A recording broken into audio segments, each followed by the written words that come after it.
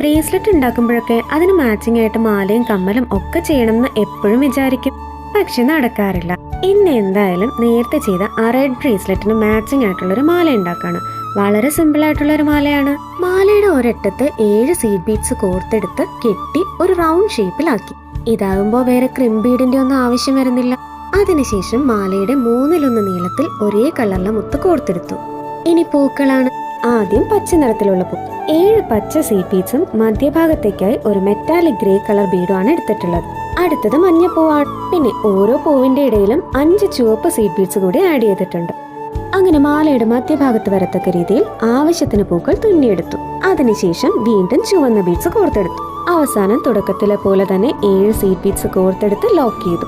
പിന്നെ ഒരു കൊളുത്തും കൂടെയൊക്കെ കൊടുത്തപ്പോൾ മാല പൂർത്തിയായി. ഇതേ രീതിയിൽ ഞാൻ ഇതിനു മുമ്പ് ഒരു കൊലുസ് ചെയ്തിട്ടുണ്ട്.